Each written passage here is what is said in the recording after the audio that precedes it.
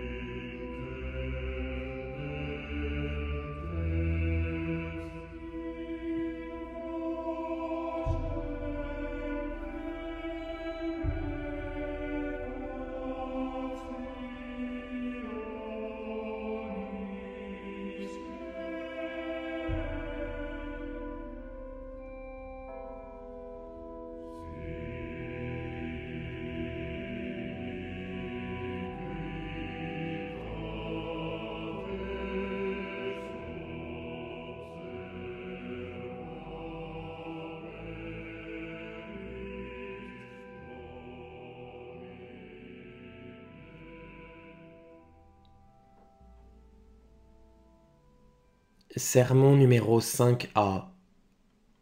Comment Dieu nous a révélé son amour.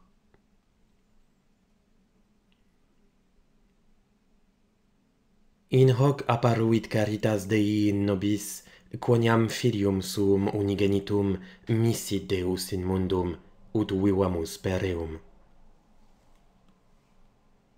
Évangile selon saint Jean, chapitre 4, verset 9. Saint Jean dit : Voici comment Dieu nous a révélé son amour, en envoyant dans le monde son Fils unique pour que nous vivions par lui et avec lui. Et ainsi notre humaine nature a été élevée au-delà de toute mesure, du fait que le plus haut est descendu et a assumé l'humanité.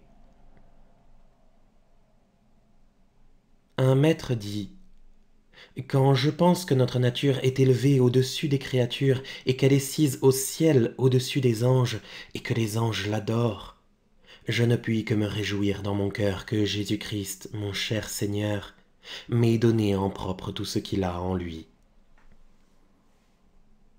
Le même maître dit que dans tout ce que Dieu a jamais donné à son Fils Jésus-Christ dans la nature humaine, il pensait davantage à moi, m'a aimé plus qu'il n'a aimé son Fils, et me l'a donné avant de le lui donner. Mais comment ? Il lui a donné à cause de moi et parce que cela m'était nécessaire. C'est pourquoi, quand il lui a donné quelque chose, il pensait à moi et me l'a donné aussi bien qu'à lui. Je n'en accepte rien, ni l'unition, ni la sainteté de la déité, ni quoi que ce soit.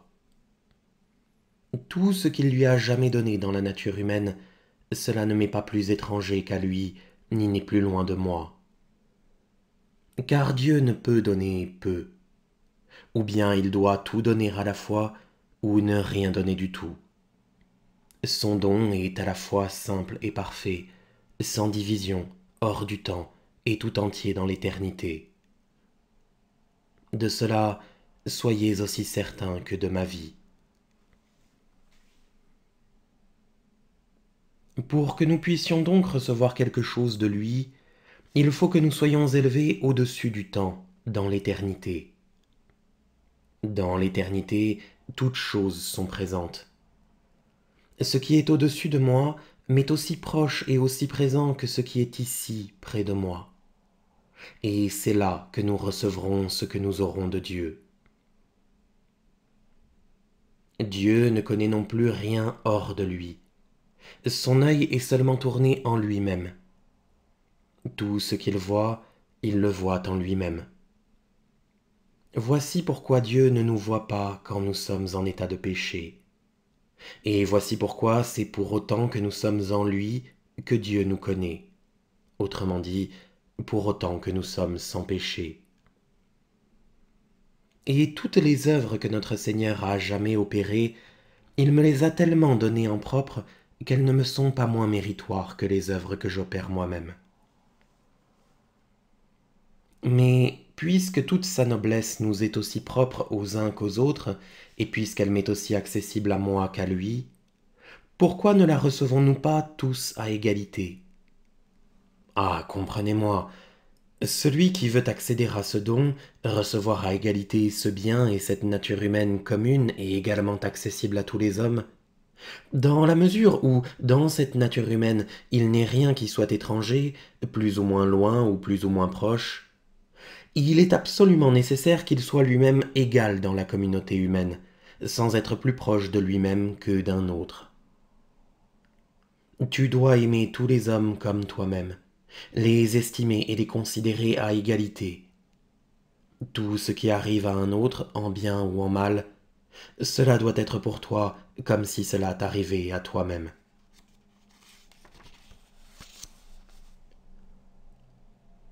À présent, voici le deuxième sens. Il l'envoya dans le monde. On doit entendre le monde supérieur où contemplent les anges. Comment y être nous-mêmes? Nous pouvons y être avec tout notre amour et tous nos désirs, car, comme dit saint Augustin, ce que l'homme aime, il le devient dans l'amour. Maintenant, irons-nous jusqu'à dire que si l'homme aime Dieu, il devient Dieu? Cela a un air d'hérésie. Dans l'amour que l'on donne, il n'y a pas deux, mais plutôt un et unition. Et dans l'amour, je suis plus Dieu que je ne suis en moi-même. Le prophète dit, « Je l'ai dit, vous êtes des dieux et les enfants du Très-Haut. » Cela a l'air incroyable que l'on puisse ainsi devenir Dieu dans l'amour. Pourtant c'est vrai dans l'éternelle vérité.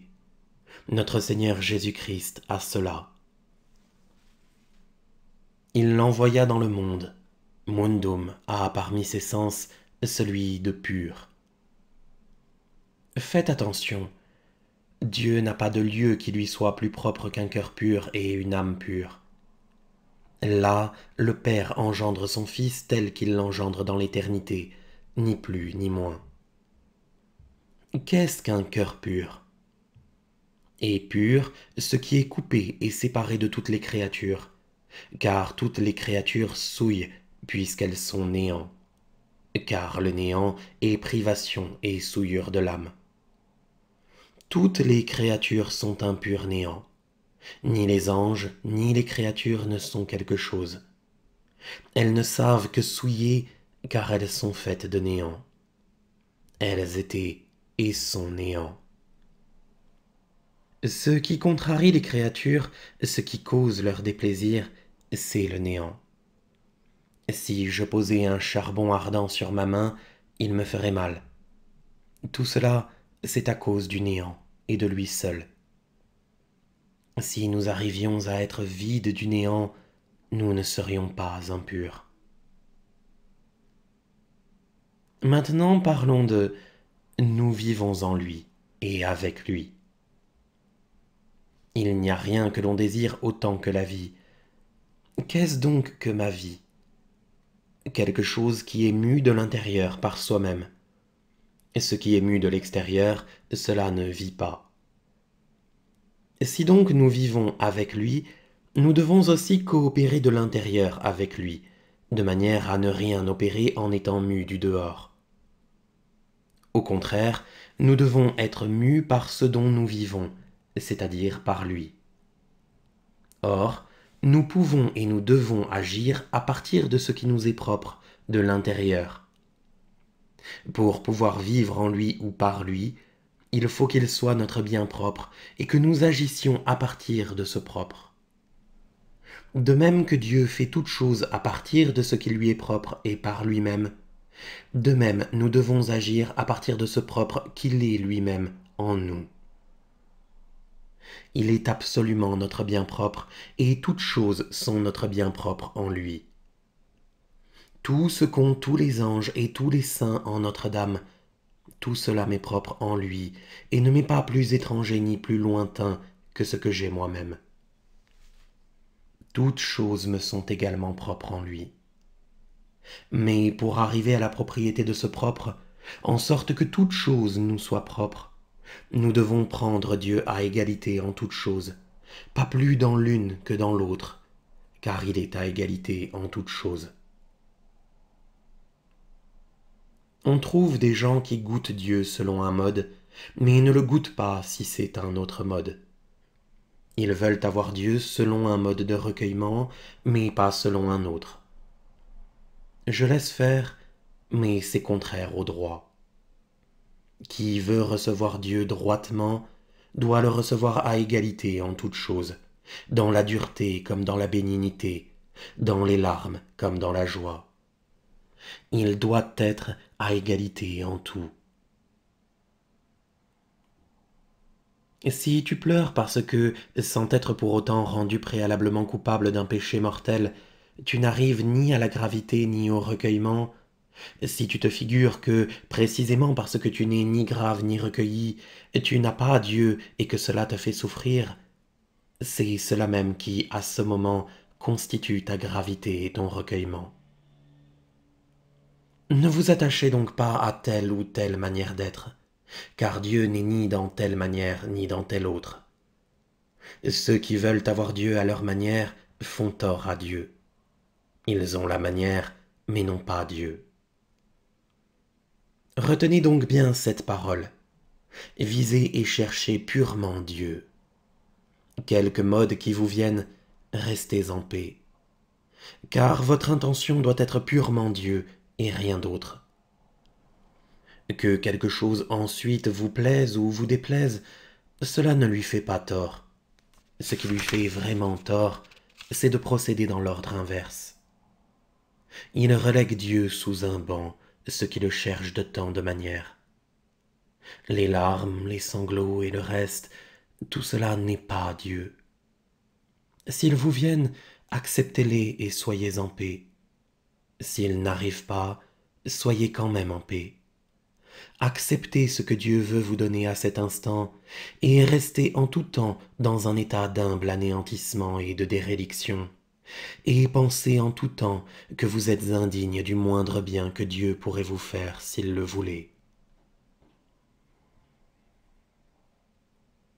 Ainsi se termine l'explication de ce qu'a écrit saint Jean. Voici comment Dieu nous a révélé son amour.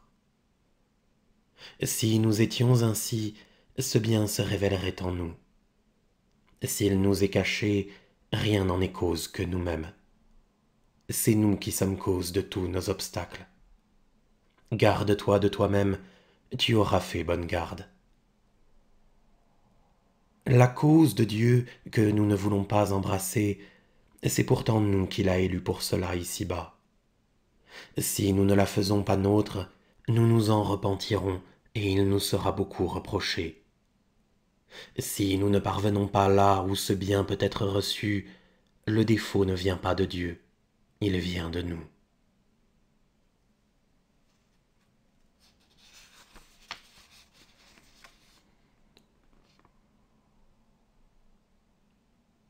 Sermon numéro 5b. Opère à partir du fond le plus intime sans demander le pourquoi.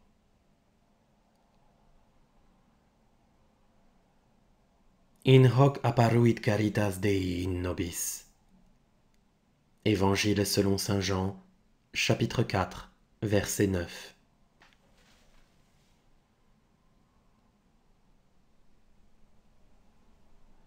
L'amour de Dieu pour nous s'est montré et nous est apparu parce que Dieu a envoyé son Fils unique dans le monde pour que nous vivions avec le Fils et dans le Fils et par le Fils.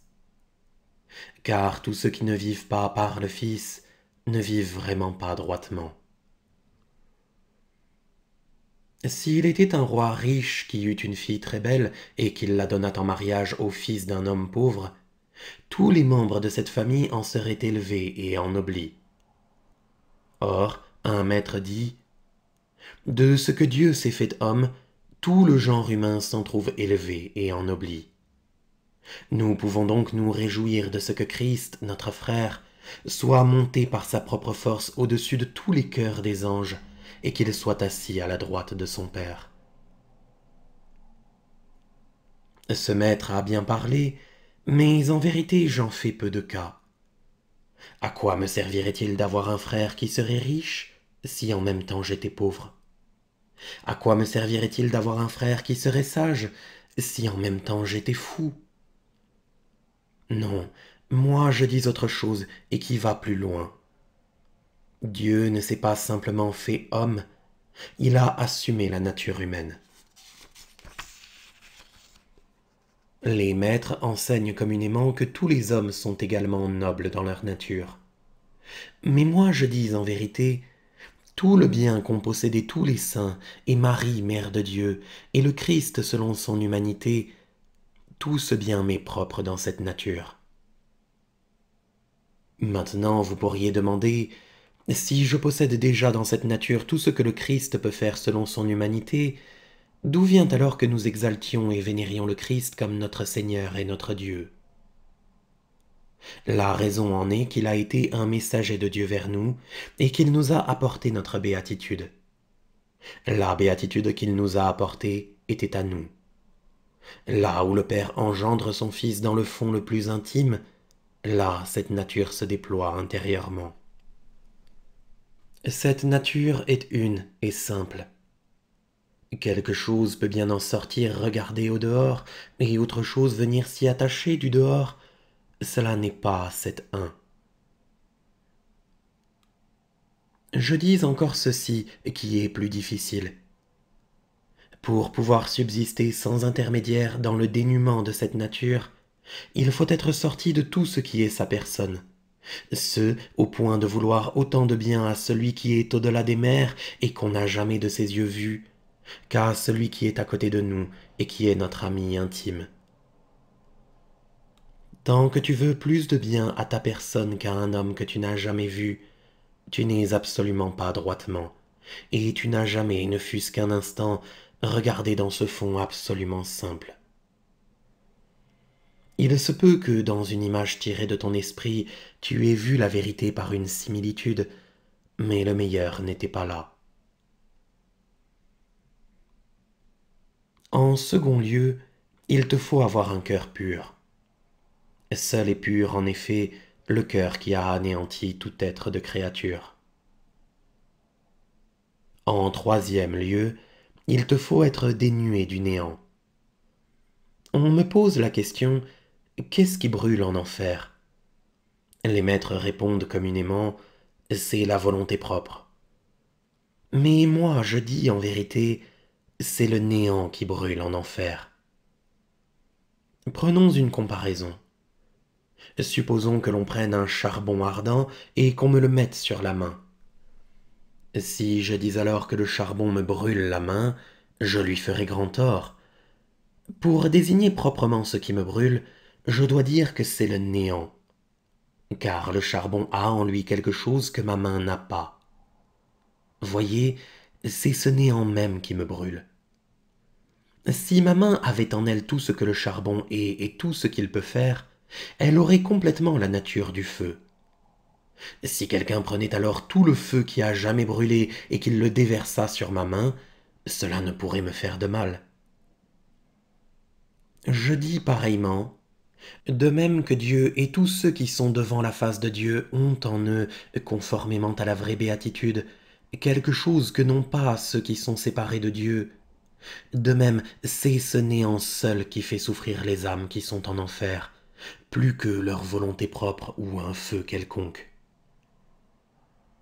Je dis en vérité, autant le néant est attaché, autant tu es imparfait. Si vous voulez être parfait, il vous faut être dénué du néant. C'est pourquoi la petite phrase que je vous ai citée tout à l'heure dit « Dieu a envoyé son Fils unique dans le monde ». Vous ne devez pas rapporter cela au monde extérieur, quand Christ mangeait et buvait avec nous. Vous devez l'entendre du monde intérieur. Aussi véritablement que le Père engendre naturellement son Fils dans sa nature simple, aussi véritablement il l'engendre au plus intime de l'esprit, et c'est cela le monde intérieur. Ici, le fond de Dieu est mon fond, et mon fond le fond de Dieu. Ici, je vis de ce qui m'est propre, comme Dieu vit de ce qui lui est propre.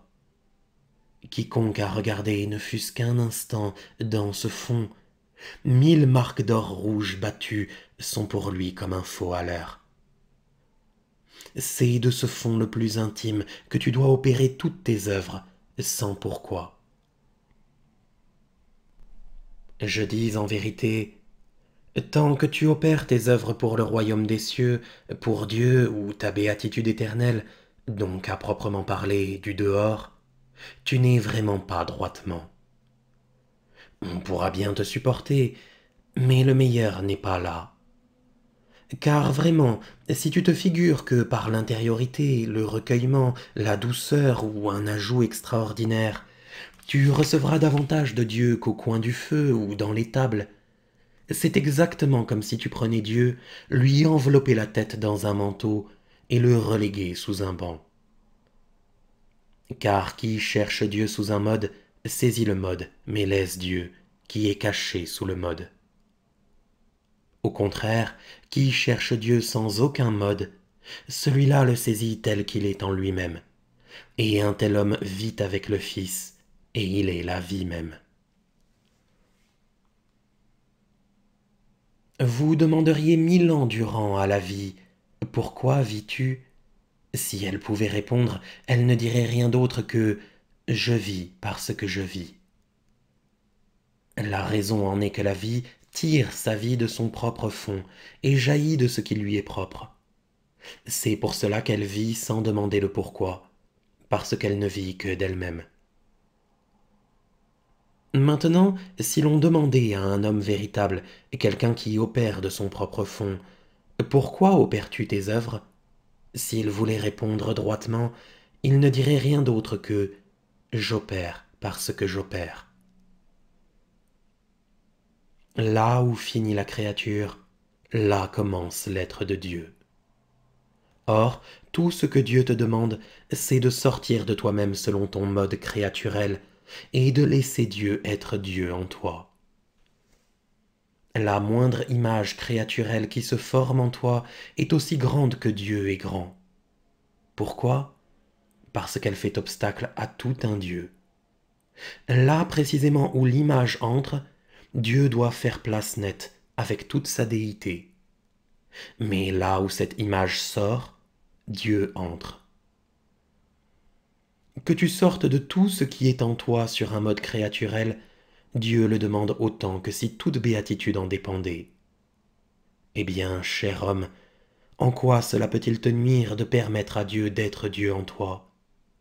Sors entièrement de toi pour Dieu, et Dieu sortira entièrement de lui pour toi.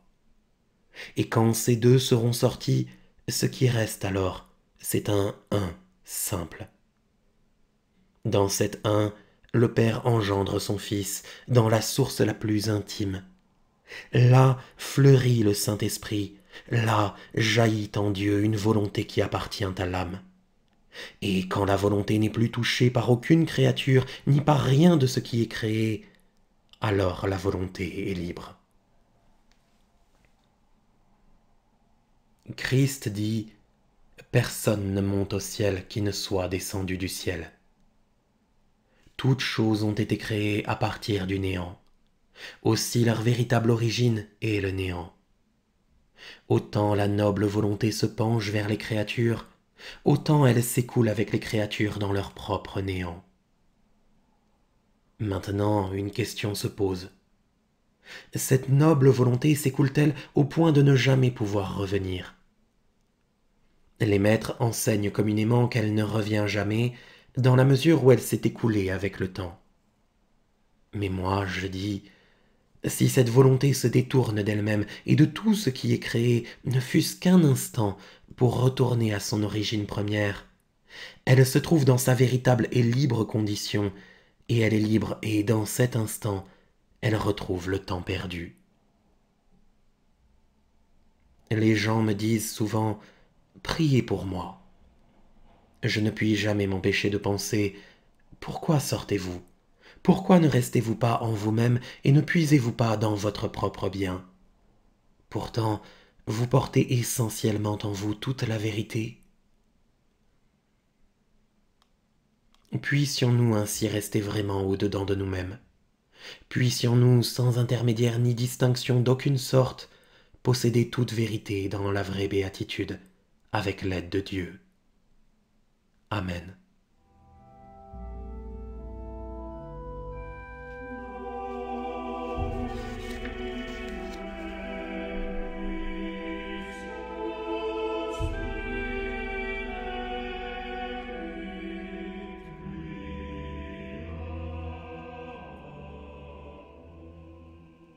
Sermon numéro 6. Dieu m'engendre comme lui-même et s'engendre comme moi-même. Iusti autem in perpetuum vivent, et apud Dominum est merces eorum.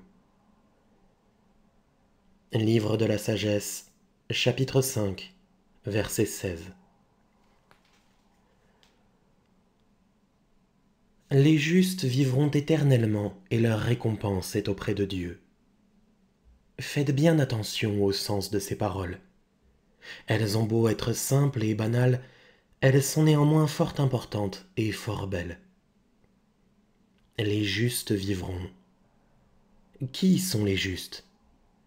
Un texte nous dit: celui-là est juste qui donne à chacun ce qui est sien. Ainsi, les justes sont ceux qui donnent à Dieu ce qui est sien, aux saints et aux anges ce qui est leur, et au prochain ce qui est sien. À Dieu, c'est la gloire qui est ce qui est sien. Quels sont ceux qui glorifient Dieu? Ceux qui sont complètement sortis d'eux-mêmes et ne recherchent absolument plus rien de leur en aucune chose, quelle qu'elle soit, petite ou grande. Qui ne cherchent rien ni au-dessous d'eux, ni au-dessus d'eux, ni à côté d'eux, ni même en eux. Qui ne visent ni bien, ni gloire, ni agrément, ni plaisir, ni intérêt, ni intériorité, ni sainteté, ni récompense, ni royaume des cieux, mais qui sont sortis de tout cela, de tout ce qui est leur. C'est de ces gens que Dieu reçoit sa gloire. Il glorifie Dieu véritablement et lui donne ce qui est sien. Aux saints et aux anges, il faut donner de la joie. Ô merveille au-delà de toute merveille! Comment un homme peut-il, dans cette vie d'ici-bas, donner de la joie à ceux qui sont dans la vie éternelle? Oui, vraiment, tous les saints ont si grand plaisir et joie si ineffable à toute bonne œuvre. Ils ont si grande joie à toute bonne volonté, à tout bon désir, qu'aucune bouche ne peut exprimer, qu'aucun cœur ne peut concevoir à quel point est grande la joie qu'ils y éprouvent. Et pourquoi? Parce qu'ils aiment Dieu d'une manière si incommensurable et ont pour lui un amour si droit que sa gloire leur est plus chère que leur béatitude. Et non seulement les saints et les anges, mais Dieu lui-même y prend si grand plaisir qu'on dirait que c'est sa béatitude, et son être y plane, et sa satisfaction, et sa délectation. Eh bien, faites attention. Quand bien même nous n'aurions d'autre motif de servir Dieu que la grande joie qu'en éprouvent ceux qui sont dans la vie éternelle et Dieu lui-même, nous pourrions le faire volontiers et avec tout notre zèle. Il faut en outre aider à s'amender ceux qui sont au purgatoire et édifier ceux qui sont encore en vie. Les hommes qui sont ainsi sont justes dans un premier sens. Dans un second sens, sont justes ceux qui reçoivent comme égales toutes les choses qui leur viennent de Dieu, quelles qu'elles soient, grandes ou petites, agréables ou pénibles. Ils ne font aucune différence, ni en plus ni en moins, qu'il s'agisse de ceci ou de cela. Si tu attribues plus de poids à ceci qu'à cela, tu n'es pas encore dans la vraie justice. Tu dois sortir complètement de ta volonté propre. Je me disais l'autre jour, à je ne sais plus quel propos, si Dieu ne voulait pas comme moi, je voudrais néanmoins comme lui. Bien des gens veulent en toute chose retrouver leur volonté propre. Cela est mal, et le défaut s'y met. D'autres valent un peu mieux. Ils veulent bien ce que Dieu veut. Ils ne veulent pas contre sa volonté. De fait, s'ils étaient malades, ils voudraient bien que la volonté de Dieu soit qu'ils fussent en bonne santé. Mais ainsi, ils veulent que Dieu veuille selon leur volonté, plutôt que de vouloir eux-mêmes selon la volonté de Dieu. Il faut tolérer cela, mais ce n'est pas bien.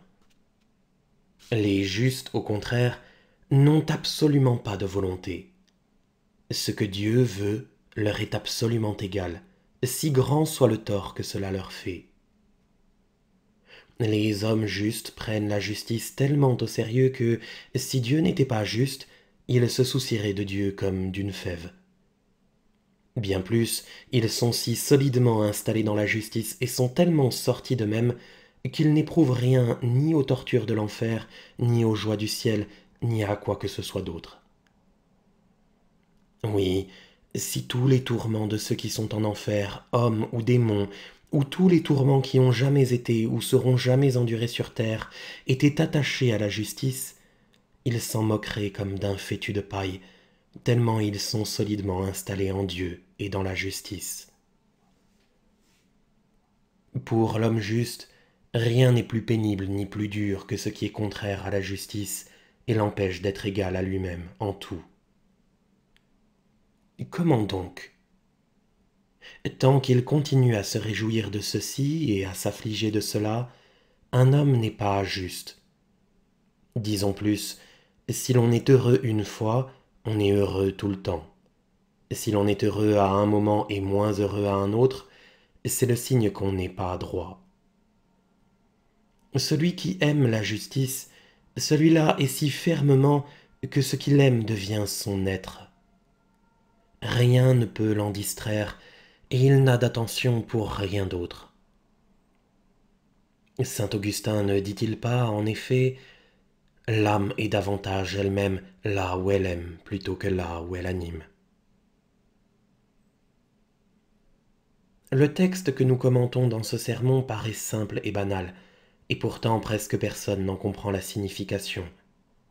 Pourtant, c'est la vérité. Celui qui saisit la distinction de la justice et du juste comprend tout ce que je dis. Les justes vivront. De toutes les choses, aucune ne nous est si chère ni désirable que la vie.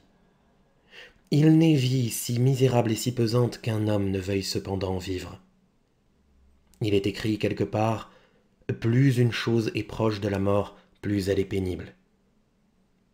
Si misérable que soit la vie, elle veut néanmoins vivre. Pourquoi manges-tu? Pourquoi dors-tu? Pour vivre. Pourquoi demandes-tu bien et honneur?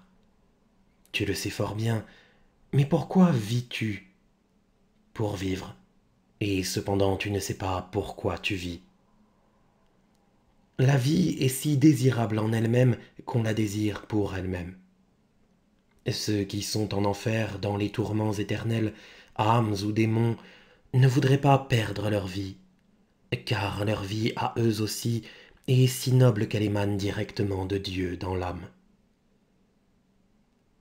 C'est donc parce que leur vie émane directement de Dieu qu'ils veulent vivre.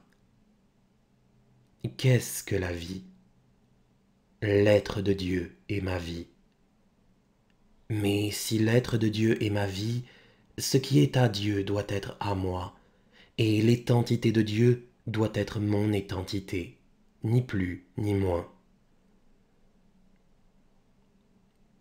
Ils vivent éternellement près de Dieu, tout près de lui, à égalité avec lui, ni plus haut ni plus bas. Ils opèrent toutes leurs œuvres en Dieu, et Dieu opère les siennes en eux. Saint Jean ne dit-il pas, en effet, le Verbe était auprès de Dieu. Il lui était absolument égal, et il était près de lui et à côté de lui, ni plus bas ni plus haut, mais égal. Lorsque Dieu créa l'être humain, il tira la femme du côté de l'homme, pour que la femme fût égale à l'homme. Il ne la forma pas à partir de la tête ni des pieds, et ce précisément pour qu'elle ne fût vis-à-vis de lui ni femme ni homme, mais pour qu'elle lui fût égale. De même, l'âme juste doit être près de Dieu à égalité avec lui et à côté de lui, absolument égale à lui, ni inférieure ni supérieure à lui. Qui sont-ils ceux qui sont ainsi égaux? Ceux qui ne sont égaux à rien, eux seuls sont égaux à Dieu. Car l'être divin n'est égal à rien. En lui, il n'y a ni image ni forme. Aux âmes qui lui sont ainsi égales, le Père donne à égalité, et il ne garde rien sans le lui donner. Tout ce que le Père peut donner, il le donne à cette âme de manière égale, à condition qu'elle se tienne elle-même de manière égale, sans être à elle-même plus qu'à un autre, et sans être plus proche d'elle-même que d'un autre. Son propre honneur, son avantage et tout ce qui est sien, elle ne doit ni le désirer, ni l'estimer plus que ce qui est à un étranger. Mais ce qui est à chacun, cela ne doit jamais lui être ni étranger, ni lointain, que ce soit bien ou mal. Tout l'amour de ce bas monde est bâti sur l'amour-propre. Si tu pouvais laisser cet amour, tu aurais laissé le monde entier. Le Père engendre son Fils dans l'éternité, égal à lui-même. Le Verbe était près de Dieu, et Dieu était le Verbe. Il était la même chose que lui, selon la nature.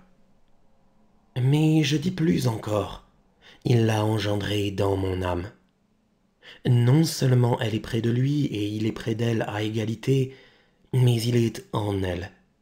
Et le Père engendre son Fils dans l'âme de la manière même dont il l'engendre dans l'éternité, et pas autrement.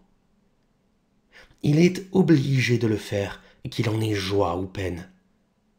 Sans cesse le Père engendre son Fils, et je dis plus encore, il m'engendre en tant que son Fils, le même Fils. Et je dis plus encore, non seulement il m'engendre en tant que son Fils, mais il m'engendre en tant que lui-même, et il s'engendre en tant que moi-même, et moi en tant que son être et sa nature. Dans la source la plus intime, je sourds en l'Esprit Saint. Là, il y a une seule vie, un seul être, une seule opération. Tout ce que Dieu opère est un. C'est pourquoi il m'engendre comme son Fils, sans aucune distinction. Mon Père, selon la chair, n'est pas, à proprement parler, mon Père. Il ne l'est que par une petite parcelle de sa nature, et je suis séparé de lui.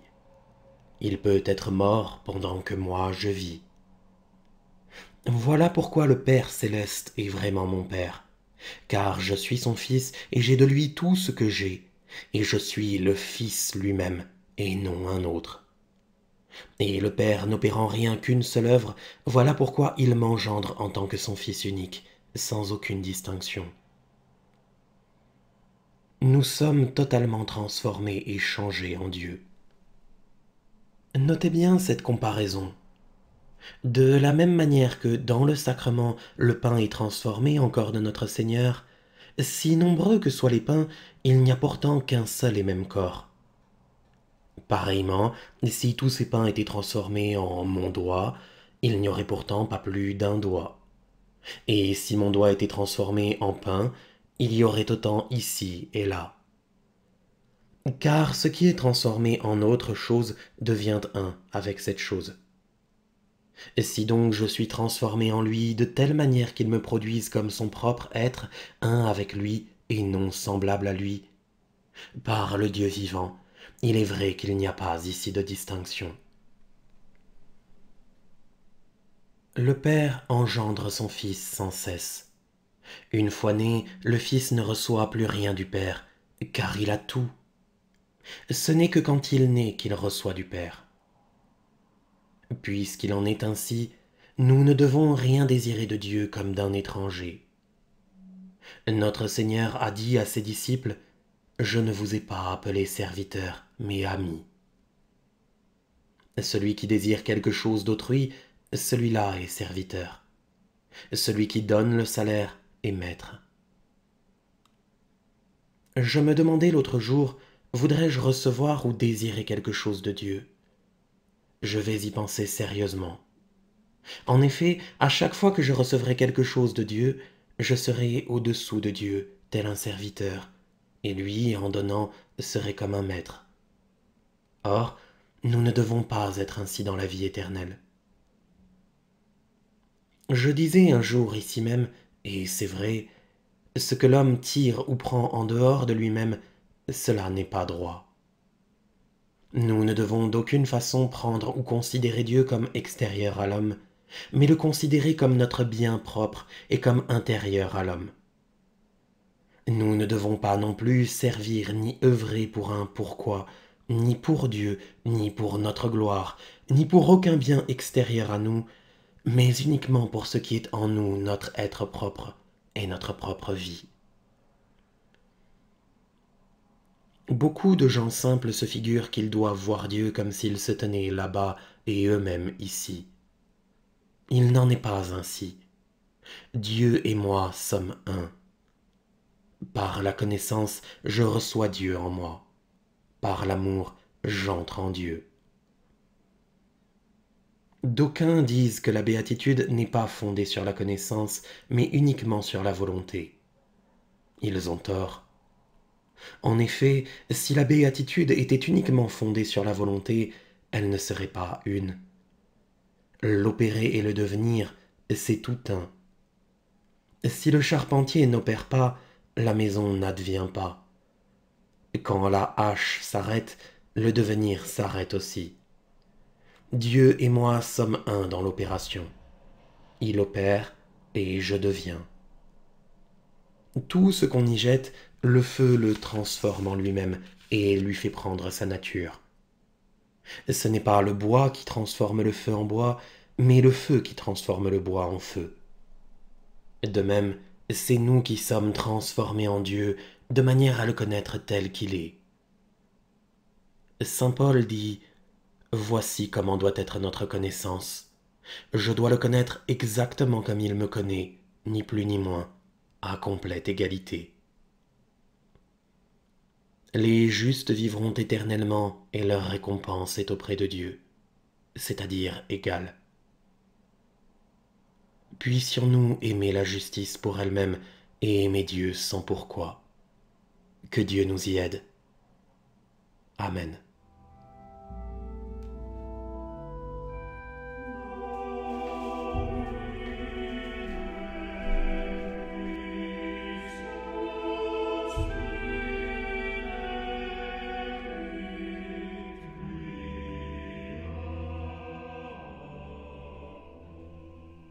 Sermon numéro 7.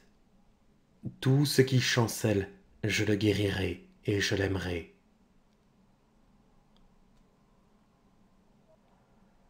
Populi eius qui in te est misereberis. Livre d'Osée, chapitre 14, verset 4. Seigneur, dit le prophète, aie pitié du peuple qui est en toi. Notre Seigneur répondit, tout ce qui chancelle, je le guérirai et je l'aimerai volontiers. Nous lisons que le pharisien pria notre Seigneur de manger avec lui, et que notre Seigneur dit à la femme, Vade in pace, va dans la paix. Il est bon, il est digne d'éloge d'aller de la paix à la paix, mais c'est encore déficient.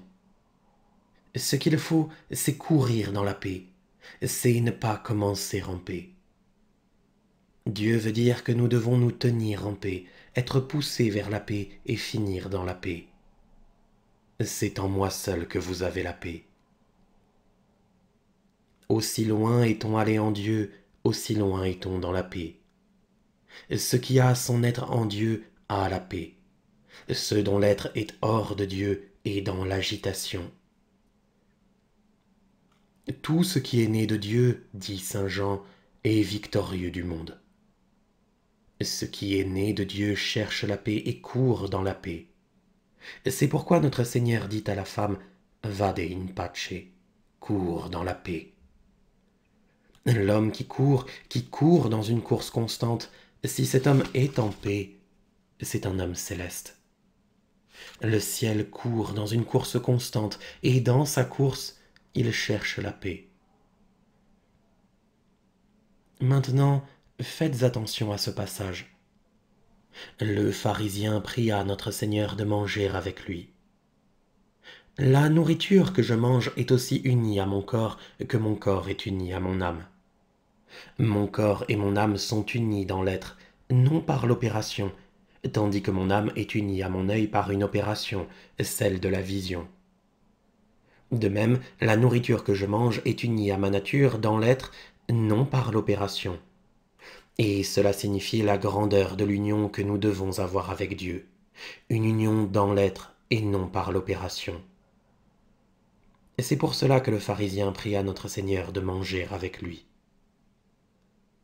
Le pharisien signifie quelqu'un qui est détaché et ne connaît aucune limite. Ce qui appartient à l'âme doit être complètement séparé. Plus les puissances sont nobles, plus elles séparent. Certaines puissances sont tellement au-dessus du corps et tellement distinctes de lui qu'elles dépouillent et détachent complètement. Un maître a dit cette belle parole. Ce qui touche un objet corporel ne pénètre jamais à l'intérieur de ses puissances. Le second sens de pharisien est qu'il faut être séparé, retiré de tout et tourné vers l'intérieur. On en déduit que, par l'amour et le désir, un homme inculte peut apprendre un art et l'enseigner à son tour. Le troisième sens est qu'il ne faut pas avoir de limites, ne se laisser emprisonner nulle part, n'être attaché à rien et être installé dans la paix au point de ne connaître aucune agitation, et ainsi d'être installé en Dieu grâce aux puissances qui sont complètement séparées. C'est pourquoi le prophète dit « Seigneur, aie pitié du peuple qui est en toi ». Un maître dit que la miséricorde est la plus grande œuvre que Dieu ait jamais opérée à l'égard de tout le créé. Ce qu'il a fait de plus secret et de plus caché, et même ce qu'il a jamais opéré dans les anges, est élevé dans la miséricorde et œuvre de miséricorde, telle qu'elle est en elle-même et telle qu'elle est en Dieu. Quoi que Dieu opère, sa première diffusion est miséricorde, non pas comme lorsqu'il pardonne à l'homme ses péchés, ni à la façon dont un homme prend pitié d'un autre homme. Le Maître veut dire bien plus. Il veut dire que la miséricorde est l'œuvre la plus haute que Dieu opère. Un autre maître dit « L'œuvre de miséricorde est tellement apparentée à Dieu que bien que la vérité, la richesse et la bonté désignent Dieu, l'une le désignant plus que l'autre, l'œuvre la plus haute de Dieu, c'est la miséricorde. Ce qui signifie que Dieu place l'âme dans le plus élevé et le plus pur qu'elle puisse recevoir, dans la grandeur, dans la mer, dans une mer sans fond. C'est là qu'il opère l'œuvre de miséricorde. D'où la parole du prophète. Seigneur, aie pitié du peuple qui est en toi. Quel peuple est donc en Dieu? Dieu est amour, nous dit saint Jean, et celui qui reste dans l'amour reste en Dieu, et Dieu en lui. Saint Jean dit que l'amour unit, mais l'amour ne transporte jamais en Dieu, au mieux il consolide. L'amour n'unit d'aucune façon, il ne fait que resserrer les liens de ce qui est déjà uni. L'amour unit dans une même opération, non dans un même être. Les meilleurs maîtres disent que l'intellect dépouille absolument et prend Dieu nûment, comme l'être pur qu'il est en lui-même. Ils disent que la connaissance perce à travers la vérité et la bonté et qu'elle atteint à l'être pur, qu'elle saisit Dieu nûment en tant qu'il est sans nom. Moi, je dis que ni la connaissance ni l'amour n'unissent. L'amour saisit Dieu en tant qu'il est bon, et si le nom bonté venait à quitter Dieu, l'amour ne pourrait jamais tendre vers lui. L'amour prend Dieu sous un voile, sous un vêtement. L'intellect, lui, ne fait pas de même. L'intellect saisit Dieu tel qu'il est connu en lui, mais il ne peut jamais le saisir dans la mer de son insondabilité. Au-dessus de la connaissance, au-dessus de l'amour, je dis, moi, qu'il y a la miséricorde. Dieu opère la miséricorde dans le plus haut et le plus pur qu'il puisse opérer. Un maître a dit cette belle parole. Il y a dans l'âme on ne sait quoi de tout à fait secret et caché qui est bien plus haut dans l'âme que là où se diffusent les puissances que sont l'intellect et la volonté. Saint Augustin dit « De même qu'il est impossible d'exprimer d'où le Fils sort du Père dans la première diffusion, de même il est dans l'âme on ne sait quoi de tout à fait secret qui est très au-dessus de la première diffusion où se diffusent les puissances de l'intellect et de la volonté. » Enfin, celui des maîtres qui a le mieux parlé de l'âme dit que toute la science humaine ne peut jamais pénétrer ce que l'âme est dans son fond. Savoir ce qu'est l'âme est du ressort d'un art surnaturel.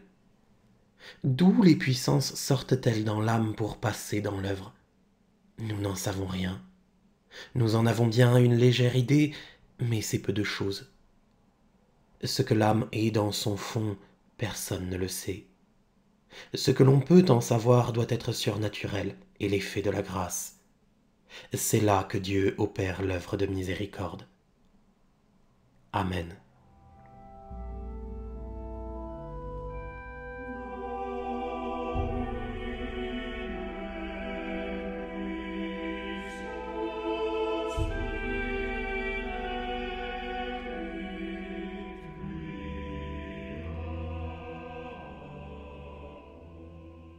Sermon numéro 8.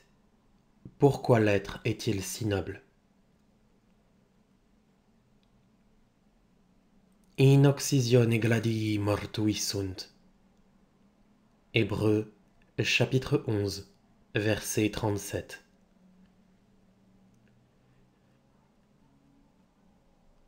On lit des martyrs qu'ils sont morts sous l'épée.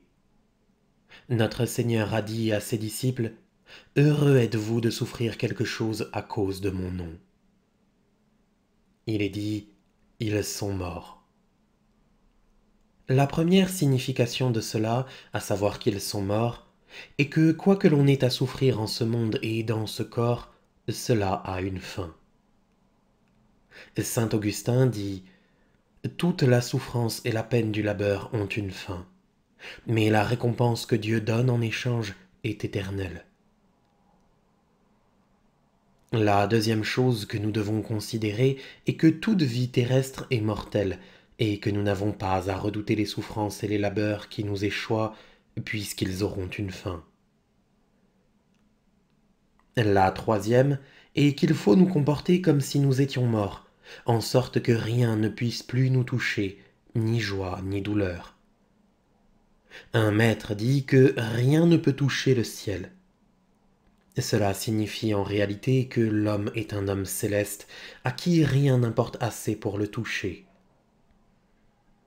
Mais, demande un autre maître, si toutes les créatures ont si peu de valeur, d'où vient donc qu'elles détournent si facilement l'homme de Dieu, alors qu'en sa moindre partie l'âme est pourtant meilleure que le ciel et toutes les créatures?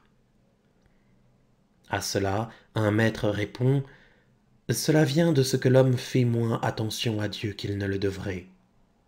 S'il faisait attention à Dieu autant qu'il le devrait, il lui serait presque impossible de jamais tomber. Et c'est pour nous un bon enseignement que l'homme doive se comporter en ce monde comme s'il était mort. » Saint Grégoire dit que personne ne reçoit tant de Dieu que celui qui est foncièrement mort à ce bas monde. Le quatrième enseignement est le meilleur de tous. Il est dit des martyrs, ils sont morts. La mort leur donne un être. Un maître dit, la nature ne brise rien sans donner en échange quelque chose de meilleur. Quand l'air se transforme en feu, c'est quelque chose de meilleur. Mais si l'air se transforme en eau, c'est une destruction et un égarement. Si la nature procède ainsi, Dieu doit faire beaucoup plus. Il ne brise jamais rien sans donner en échange quelque chose de meilleur. Les martyrs sont morts, ils ont perdu une vie. En échange, ils ont reçu un être.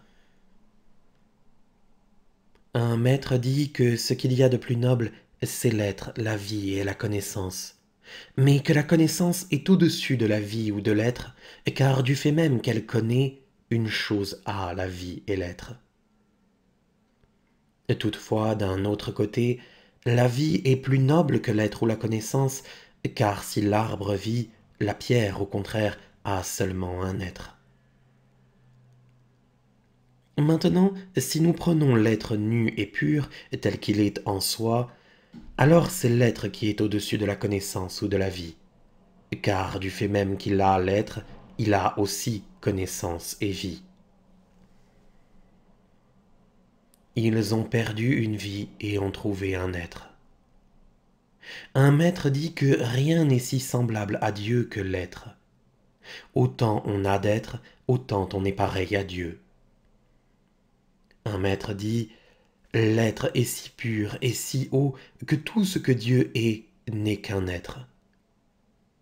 Dieu ne connaît rien que l'être, il ne sait rien que l'être, l'être est sa sphère. Dieu n'aime que son être, il ne pense rien que son être. Je dis que toutes les créatures sont un être. Un maître dit qu'il est certaines créatures qui sont si près de Dieu et qui ont une telle quantité de lumière divine imprimée en elles qu'elles donnent l'être à d'autres créatures. Ce n'est pas vrai, car l'être est quelque chose de si haut, de si pur et de si apparenté à Dieu que personne ne peut donner l'être hormis Dieu en lui-même. L'être est la propriété exclusive de Dieu. Un maître dit, une créature peut bien donner la vie à une autre créature. C'est pourquoi c'est exclusivement dans l'être qu'est fondé tout ce qui est quelque chose. Être est un nom premier. Tout ce qui est déficient est une chute de l'être. Toute notre vie devrait être un être. Dans la mesure où notre vie est un être, dans cette mesure elle est en Dieu. Dans la mesure où notre vie est incluse dans l'être, dans cette mesure elle est apparentée à Dieu. Une vie, si chétive soit-elle, si on la considère en tant qu'être, est plus noble que tout ce qui a jamais acquis la vie. Je suis certain de ceci. Si une âme connaissait la plus petite chose qui a de l'être, elle ne s'en détournerait plus jamais, même un instant. La plus minime chose que l'on connaît en Dieu, ne serait-ce que connaître une fleur en tant qu'elle a son être en Dieu, serait plus noble que le monde entier. La chose la plus minime qui est en Dieu, pour autant qu'elle est, vaut mieux que de connaître un ange. Si l'ange se tournait vers la connaissance des créatures, ce serait la nuit. Saint Augustin ne dit-il pas, en effet, quand les anges connaissent les créatures sans Dieu, c'est une lumière du soir, mais quand ils connaissent les créatures en Dieu, c'est une lumière du matin. Quand ils connaissent Dieu tel qu'il est en lui-même, un pur être, c'est la lumière de midi. Je dis, voilà ce que l'homme devrait comprendre et reconnaître, que l'être est si noble. Nulle créature n'est en effet si minime qu'elle ne porte en elle le désir de l'être. Les chenilles elles-mêmes, quand elles tombent de l'arbre, remontent vers le haut du mur pour conserver leur être. Si grande est la noblesse de l'être. Nous louons la mort en Dieu, car il nous élève à un être meilleur que la vie. Un être où notre vie continue de vivre. Un être où notre vie devient être. L'homme doit se donner volontiers à la mort et mourir pour en retirer un meilleur être. Je dis parfois qu'un morceau de bois vaut mieux que de l'or. Cela paraît très étrange, mais c'est vrai. Une pierre, en tant qu'elle a l'être, est plus noble que Dieu et sa divinité sans être, si tant est qu'on puisse enlever l'être à Dieu. Il faut qu'elle soit vraiment forte, la vie dans laquelle les choses mortes deviennent vivantes, dans laquelle la mort elle-même devient une vie. Pour Dieu, en effet, rien ne meurt, toutes choses vivent en lui. Ils sont morts, dit l'Écriture des martyrs, et ils sont installés dans une vie éternelle, dans cette vie où la vie est un être. Il faut être foncièrement mort, en sorte que rien ne puisse plus nous toucher, ni joie, ni douleur. Ce que l'on doit connaître, il faut le connaître dans sa cause. Jamais on ne peut vraiment connaître une chose en elle-même si on ne la connaît pas dans sa cause. Il ne peut jamais y avoir de connaissance véritable tant qu'on ne connaît pas une chose dans sa cause manifeste. De même, la vie ne peut jamais atteindre à son achèvement sans être ramenée à sa cause manifeste, là où la vie est un être qui reçoit l'âme quand elle meurt jusqu'au fond d'elle-même, pour que nous puissions vivre en cette vie où la vie est un être. Ce qui nous empêche de demeurer constamment là où la vie est un être, un maître nous l'explique en disant « Cela vient de ce que nous touchons le temps. Ce qui touche le temps est mortel. » Un maître dit « Le cours du ciel est éternel. Il est bien vrai que le temps vient du ciel, mais il le fait dans une chute. Dans son cours, le ciel est éternel. Il ignore le temps. En cela, il nous indique que l'âme doit s'installer dans un être pur. » Le deuxième empêchement est la contrariété que l'âme porte en elle. Qu'appelons-nous contrariété? Joie et douleur, blanc et noir sont des contraires. Cette contrariété ne peut subsister dans l'être. Un maître dit encore que l'âme a été donnée au corps pour être purifiée. Séparée du corps, l'âme n'a ni intellect ni volonté. Elle est seule. Elle ne peut mettre en œuvre la puissance qui lui permettrait de se tourner vers Dieu. Elle possède bien ces puissances au fond d'elle-même, pour ainsi dire dans leurs racines, mais pas dans leur actualité effective. L'âme est purifiée dans le corps afin qu'elle rassemble ce qui est dispersé et porté vers l'extérieur. Quand ce que les 5 sens vont chercher au dehors revient dans l'âme, elle a alors une puissance dans laquelle tout devient un. D'autre part, l'âme est purifiée par la pratique de la vertu quand elle s'élève jusqu'à une vie qui est unifiée. La pureté de l'âme réside en ce qu'elle est purifiée d'une vie qui est divisée et qu'elle entre dans une vie qui est unifiée. Tout ce qui est divisé dans ce bas monde s'unit dès que l'âme s'élève jusqu'à une vie sans contrariété. Quand l'âme arrive dans la lumière de l'intellect, elle ne sait plus rien de la contrariété. Ce qui échappe à cette lumière est voué à la mort et meurt. En troisième lieu, la pureté de l'âme exige qu'elle n'ait d'inclination pour rien. Ce qui a une inclination pour autre chose meurt et ne peut durer. C'est pourquoi nous prions notre Seigneur Dieu bien-aimé qu'il nous aide à passer d'une vie qui est divisée à une vie qui soit unifiée. Que Dieu nous y aide. Amen.